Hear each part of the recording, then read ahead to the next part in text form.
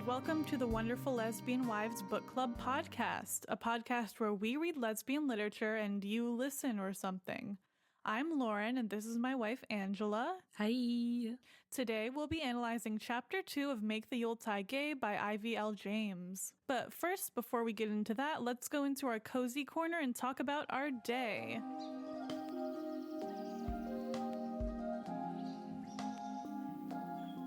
So, how was your day today, Angela? Pretty good. It's Christmas. Got some presents, some money.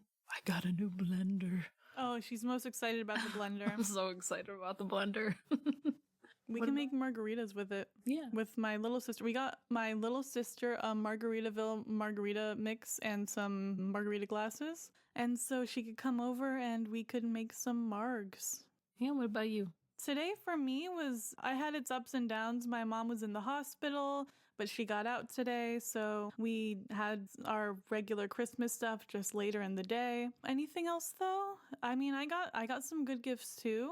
I got a lot of my Melody stuff from Angela, and I'm really excited about that. I also got some Rocky Horror Picture Show board game thing. So, I mean, it sounds really fun. It's just a Rocky Horror Picture Show board game, and it has all the references to all the characters and the quotes on the back, and you're supposed to finish the lines and do all the dances and stuff. So I'm really looking forward to playing that sometime.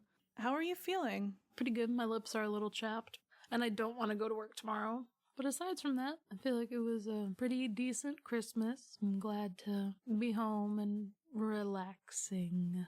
Yeah, I'm feeling pretty good. Right now I'm feeling pretty good because we're recording another episode and I'm really excited to get into this chapter and keep going with it because I haven't read too much ahead, so I know Angela has a little bit. I really am excited to see where this goes. I'm really happy to be reading this right now. It's very festive, I think. Yeah, it's really cute. And what are we looking forward to in the next week? Having some time off. I have to work tomorrow, but then I have Friday and Saturday off. It'll be nice to just relax. And maybe use my new blender. Oh, yeah. We'll make smoothies or something. Yeah. Use it for the margaritas. Yeah. That'll be fun. Mm-hmm. We need to get some tequila. Do we have any tequila? We have agave spirits because it's American, so you can't call it tequila. We got agave spirits. Yeah. I'm looking forward to seeing my friend Piper over the weekends. I'm looking forward to editing this episode and posting it. I want to get a few episodes done within the next however many, a week or so, just so we can finish this story before the Christmas season is over. Once the Christmas season is over, it'll be kind of weird to be reading a Christmas book. I don't know. And then we'll move on to some other books that are more neutral, I guess, in terms of time of year. But they'll still be really spicy, lesbian, fun books. And how are we taking care of ourselves and loving ourselves today? I drank water. That's good. Pretty sure I've only drank water. No, that's not true. I had a little bit of champagne at your parents' house. But aside from that, I'm pretty sure I've only drank water today. That's good. Huzzah, healthy choices. Hydrate or dihydrate. To love myself, I'm going to play a little game. Okay, so the game I'm playing, it's on Steam. Well, let me see what it was called. I'm forgetting the name. It was something girl. What is it? Hold on. It's Needy Streamer Overload. So it's a game where you're a streamer. Well, you're not the streamer, your girlfriend is, and you're also her producer. You're her boyfriend and producer. And she has to stream while managing her stress, her mental health, and her affection for you. But you make all the decisions of what she does every day. And it can get pretty dark really quick.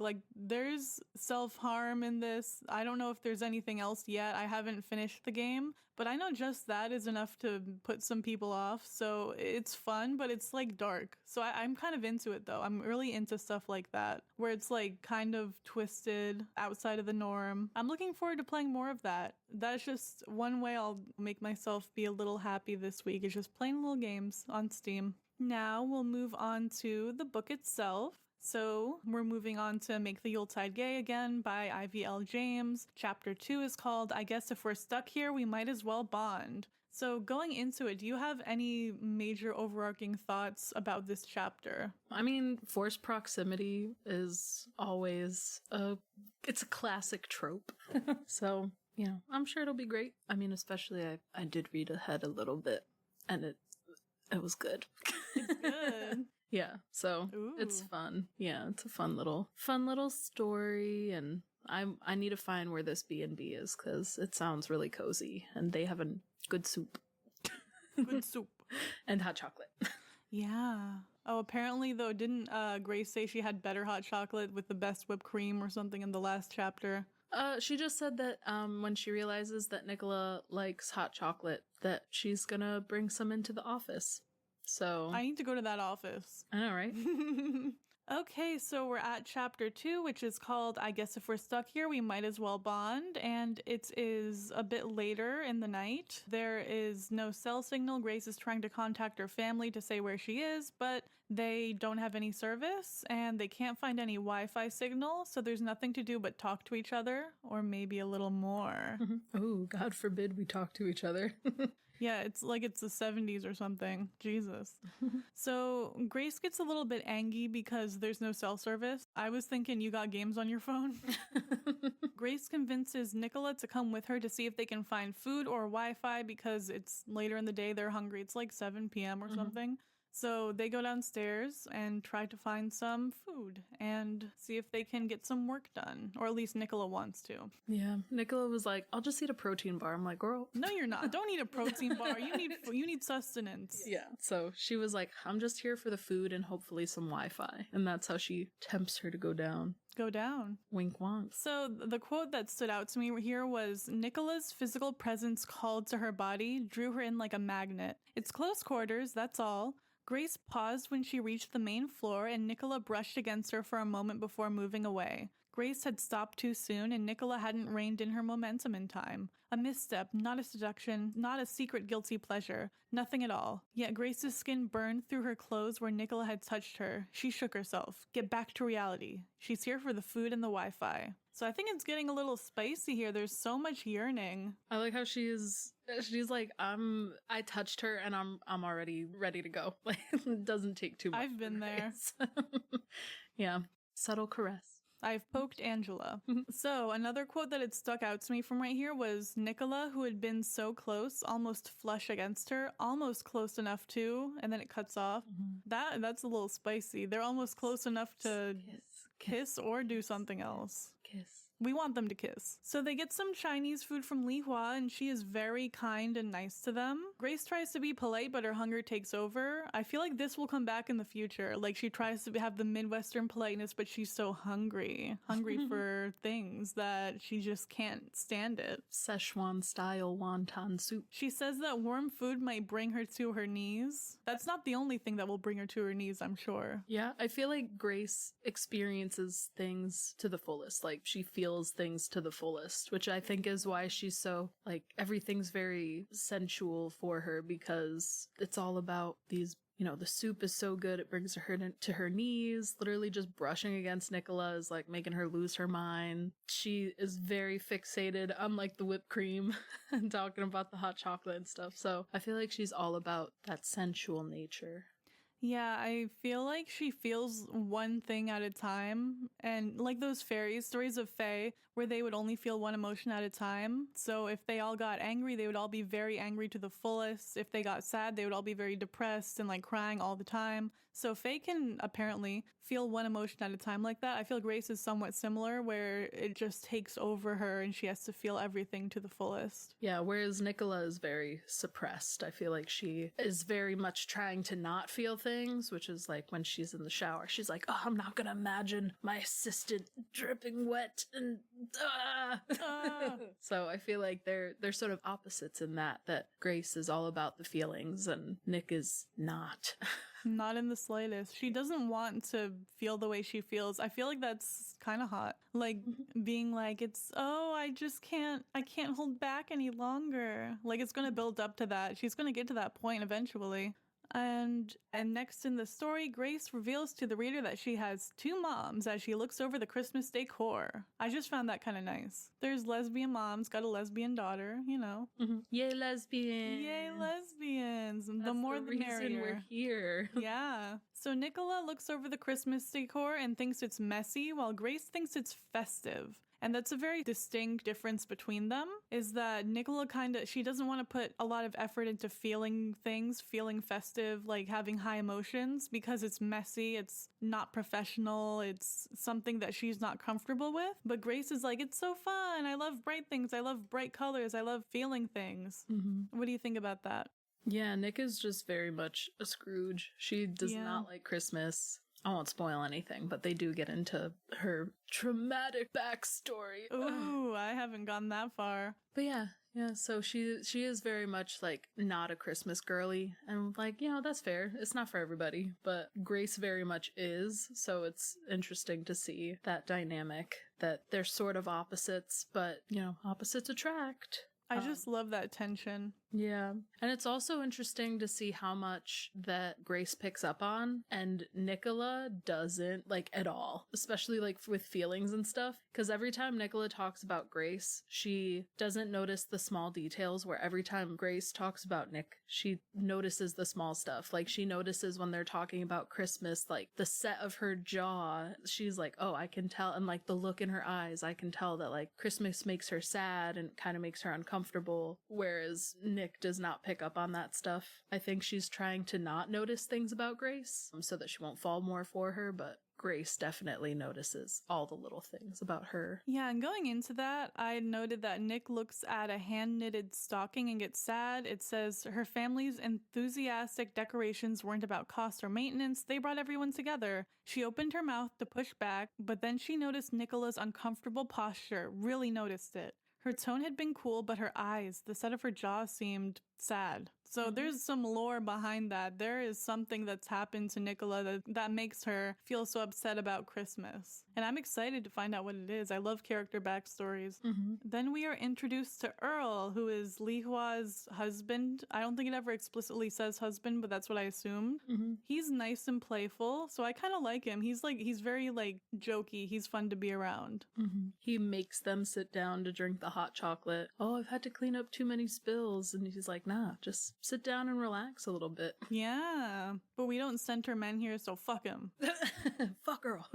Earl had to die. No. No, he's fine. He's fun. Yeah.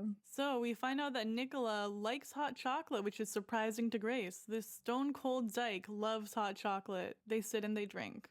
So could a stone cold boss who drinks coffee even like sugar? And then Grace has some sexy thoughts as she watches Nicola drink the hot chocolate. Specifically, eat the whipped cream with her finger. She's like, what else can you do with that mouth and licking cream? I don't know. What that mouth do. What that mouth do. She asks Nicola about drinking hot chocolate, even though she drinks coffee all the time at the office. And it says, Nicola stiffened, her walls shooting up. Yes, even I like hot chocolate. So, I think this goes back to Grace being able to read Nick very well, because Nicola, I think, wants to show that she doesn't show signs of weakness. She's very much... Was it in the first chapter where you find out that she's kind of short? Or is that the second? That's the second chapter. That's this chapter? All right.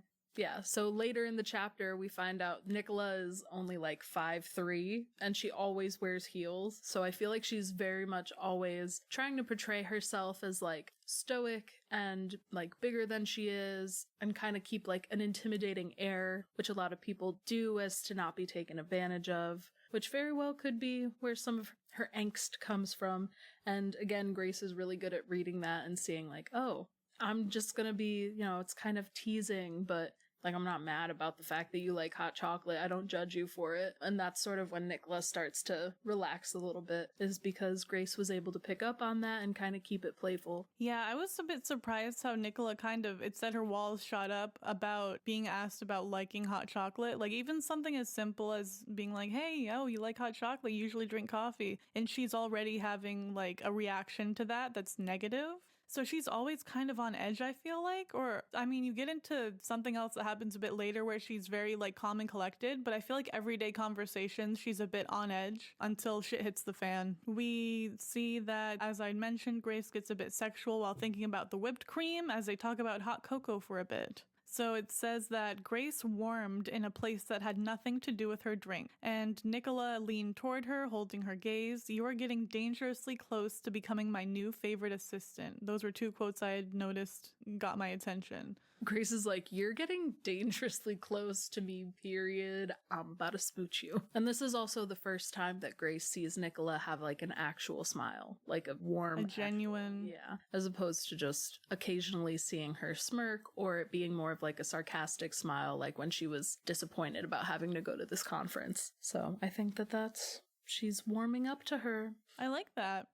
That's a lot of fun. I mean, it's only chapter 2 and we're like a quarter of the way through almost. So it's good to see her walls start to come down just a bit. And I feel like Grace's walls are always down. Like, she just does not care what people think, other than Nicola, of course. She's very like, "I hope Nicola doesn't notice me in my ratty boxers." And then we'll get into that later. For now, though, there is a crying baby who just broke a Christmas ornament. His name is Tomas, and I like that. He could be Hispanic or Irish. I don't know, either one. I looked up the name origin, and that's what it told me. So I don't know why my brain was like, they're French. I don't know. I was like, yeah, they're just like a little French family. I don't know. I'm surprised you're Hispanic. I don't know. It's just my headcanon, okay? Yeah, headcanon them as French. French being named people Tomas. exist. French people exist. No, they don't. They're not people. Gotta cut that out. I will not edit that out. So Nicola, surprisingly, she takes action. She gets up to leave, and at first Grace is like, "You're so rude. Why would you do that?" But then Nicola gets a broom and dustpan, sweeps the ornament up, calms the baby down, and returns to sit next to Grace without even blinking, like without even making a big deal about it. Yeah, when Nick was talking about how like the Christmas decorations are messy and all that, she talks about how something's bound to break and someone's gonna have to clean it up. And I was like, damn, she was kind of right, because this kid broke this ornament, and you know, his siblings were like, "Oh, that's why you're not supposed to touch them," and all that. And I was like, she knew that kids be breaking shit. Yeah. And at the moment after Nicola returns to sit next to her, Grace is amazed. And Nicola says there were a lot of kids in my house growing up, and that she had to learn to insert herself when things got out of control, which I find very interesting. So is she like a middle child? Is she the oldest, where she has to take care of a bunch of people and is parentified even as a child? I think that could cause some trauma, like the parentification of the elder children. Or maybe she lived at an orphanage or something, and there were a lot of kids at that orphanage. I don't know yet, because I haven't read any further into the book. I do. I won't give you spoilers. Okay, good. But I just find it interesting that she takes action when things start to get out of control. But even the simplest of questions kind of put her on edge. So she's like those kind of people who are like, all the time. But then when something bad actually happens, they're like, "Okay, let's go. Let's do this." They talk to Li Hua, and Li Hua says they have no Wi-Fi, but they have books and games. So Nick takes a murder mystery, and Grace takes a steamy romance, is what I got out of what she was describing it as. Yeah, bodice ripping. I was like, what is that? What? Smut. Yeah, that's okay. Yeah. So they go upstairs, they read for a while and get ready for bed. Grace is wearing boxers and a big t-shirt like a dyke would. I was a bit surprised because she seemed a bit like feminine and preppy, but she has the big boxers, big tee combo. Oh, we've all been there. I like it. Yeah, big shirt, no pants. Big shirt, no pants. And then boots the house down. Nicola has high-heeled boots. So we find that out. I think that's just so perfect. Like, she has to, like, unzip them, and it goes zerp. And then she steps out of the bathroom, and immediately everything, like, time stops. Because, first of all, she's really short. She's, like, 5'3". And secondly, she is wearing a sexy pajama outfit, which is plum and silky. She, like, has this robe on, but then she takes the robe off, and the outfit underneath is all fitted. Yeah, it's like a short little nightgown. Yeah. Doesn't even, she said it barely reaches mid-thigh. Yeah. And it's got like lacy straps that are like falling down. Falling off her shoulder in a little kinky way. Wow. So, yeah, and it says that she has like this indiscernible look when Nicola sees Grace. She's repressing it. Still, she's probably like screaming in her head like, "Oh my God." But she doesn't show it on her face. Yeah. And then the couch when she like sits on the couch, Grace is like, there's no way that's comfortable, and like goes And it's over and not. like presses on it and stuff, and it's all like you can feel all the springs. Yeah, little ear. Little ear couch. And all I could think was, oh no, the couch is so uncomfortable. Come sleep with me. Yeah, come in the bed. Just come to bed. Nothing, just come to bed. Mm-hmm. Nothing's gonna happen. We'll just get some good night's sleep. Just come to. I'm not gonna touch you anywhere. So Nicola, unfortunately, decides to sleep on the couch. She's like, it's only one night. I've done worse. And I'm like, it's not only one night. It's not. Yeah, she's like, oh, it's fine. The roads will be clear in the morning. No, they won't. You know they won't. My note said, girl, that road is not going to be clear. This is a rom-com. I mean, do they know they're in a rom-com, though? I feel like Grace does. Oh, Grace is ready. Nicola is like, this is a horror story. This is the worst thing that could have happened to me. I can't fuck my... Subordinate. Oh, subordinate. I can't fuck my subordinate. So she sleeps on the couch, and everyone reading is like, damn it, I wanted smut now. Nah, but we gotta build up to it. We gotta get the build up where it's not gonna be worth it. Yeah, we gotta, chapter 4 is where I imagine they'll start going at it. Don't give me a look. I can neither confirm nor deny that. Well, I'm gonna read that chapter with one hand. Anyway, Grace gets a girl boner and can't sleep for 3 hours. And that's how the chapter ends. That's how it ends. So what's the spice meter for this chapter? Oh, definitely more than the first one. I actually thought it was a bit lower, just in terms of description-wise. Mm-hmm. Yeah, I guess that's true. I think more spicy things like start to happen, like it's leading up to it. But in terms of like description of like I'm gonna fuck her, it's like a bit less in the first chapter, in my opinion. What do you think? I think the fluff is increasing. I think it's fluffy, definitely. All of the like brushing against each other and the getting close to each other and smiling but then I'm like, girl, she's just drinking hot cocoa and you're over here like dying. She's just like, I'm ready to get on my knees for this woman. And literally all she's doing is enjoying her hot chocolate. Anyway, getting back to it, so let's move on to some questions about the book, the chapter in general. How are we liking it so far? Good soup. Good soup. Yeah. I mean, it's cute. I like the build up. I like that nothing's happened yet. I feel like it, keeps it interesting, keeps the momentum going. It was good enough that I read ahead 2 chapters, so, I guess that shows you that I'm interested in knowing what happens next to these sweet little lesbians. I am in agony waiting for my episode to be recorded so I can read the next chapter. I'm like, I could read ahead, but then I'm like, no, I'll get everything confused and mixed up like I did earlier that I cut out of the episode. Definitely. But I think it's great. I think it's so fun. I'm just trying not to spoil things. Oh boy, I can't read your face. No more reading aloud or reading ahead. Yeah, I can't read your face because you're always smiling. That's because I always smile when I look at you. Aww. I'm always looking at you. I love you too. So cute. And because she's hiding something. Yeah, I'm sneaky. So sneaky. Question 2. What didn't we like about this chapter? They didn't kiss. Yeah, they didn't kiss. Kiss. No kiss, fucking. Kiss. No fingering.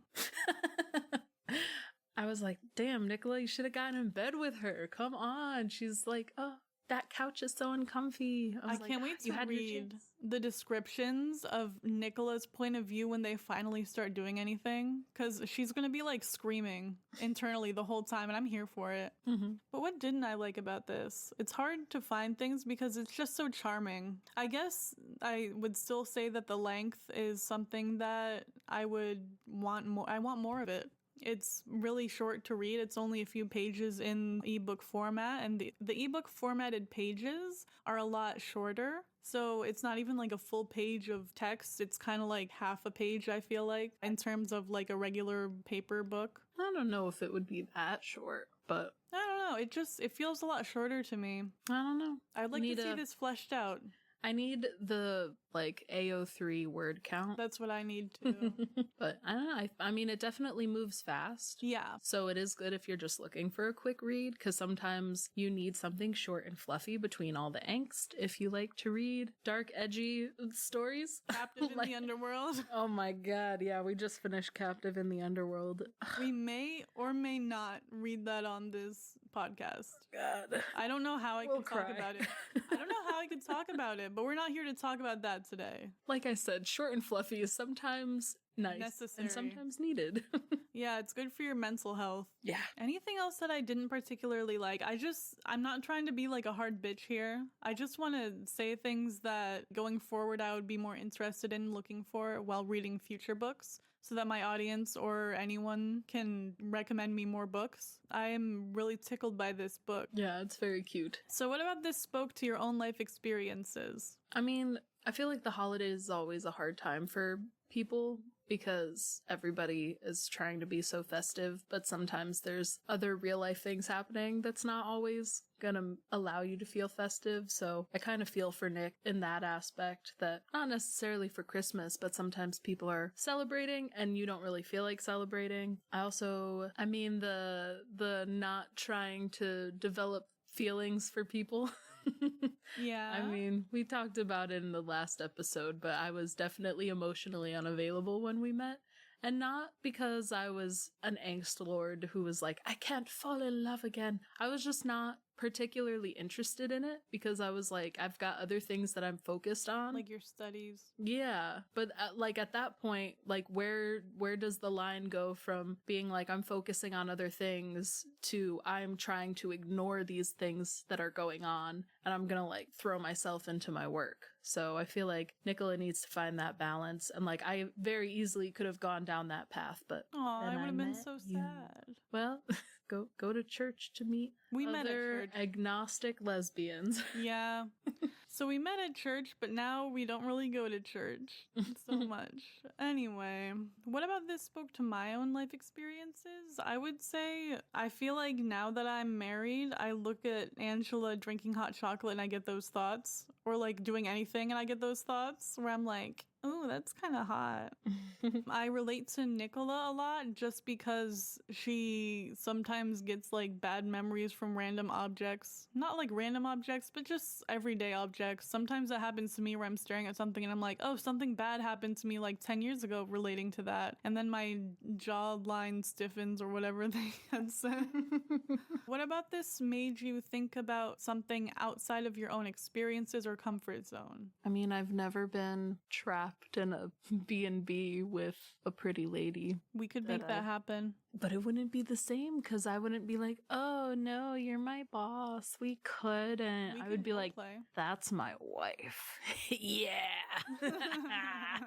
That's what our honeymoon is going to be like. Yeah. We haven't gone on our honeymoon yet. We're going to Spain in the summer. Yeah. During Pride Week. Yeah, it'll be a lot of fun. We can stay in a hotel room and be like, oh, there's only one bed. And we'll have a Spanish version of Alihua be like, how many rooms do you want? And we'll be like, oh, I guess it's all booked up. I guess we have to share a bed. And he'll be like, no, there's plenty of room in this hotel. And we'll be like, oh, so sorry. Like, we just have to stay in the one bed. Oops, it looks like fate has pushed us.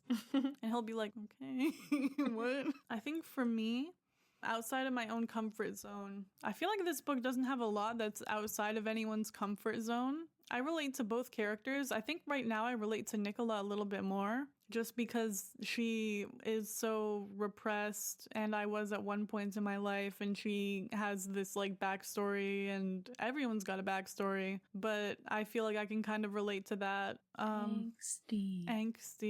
And anything outside of my own experiences, I've never went to a B&B and had that wonton soup. That sounds so good. I'm like so hungry right now for soup. I want some soup that is nice and like warm. Good soup. I think the catchphrase for this episode is good soup. Like if we named each one, we don't name each episode, but if we did, this episode would be called Good Soup. Mm-hmm. What is your favorite part about this chapter? I mean, slow burn, mutual pining, those are all my favorite things. So I feel like they're starting to... Grace is always been hyper aware of Nicola, but I feel like Nicola's starting to become more aware of Grace. Whereas before, she could have fallen back on like, you're my assistant, I don't know you. But now they're like getting to know each other because of proximity and all that. But like, I don't know, it's kind of nice watching them grow closer, not just physically. Kiss, kiss, kiss, kiss. My favorite part was when Grace reacted to Nicola licking the whipped cream off her fingers. I don't know. I just think about that and I think it's cute. It's sexy. It's fun. Mm-hmm. I think it's great. I can't wait for them to pine until it reaches a breaking point. I love the breaking point. That's what gets to me. Like when they're actually going at it, I'm like, that's hot. But also like when they are like in a frenzy and they're like, I have to touch her. I like that a lot. Mm-hmm. Anything else you'd like to say about this chapter? I'm excited for you to read the next couple chapters. Oh boy. I'll read it tonight. So that we can talk about it, because it's fun. Chapter 3 is very cute and sort of more backstory. And then chapter 4 is chapter 4. Ah, chapter 4. Let's go. We will be posting a link to the ebook in the description of this video or podcast listening source for you to check it out yourself. So the music itself was composed by me, I guess. I made it in GarageBand for this episode. And stay safe. Have a wonderful holiday season. And if you're struggling with your mental health, remember that if you don't have anybody out there to talk to, I'll talk to you. I don't know. Reach out over the email. It's wlwbookclub@gmail.com. We'll see you next time. Bye. Bye.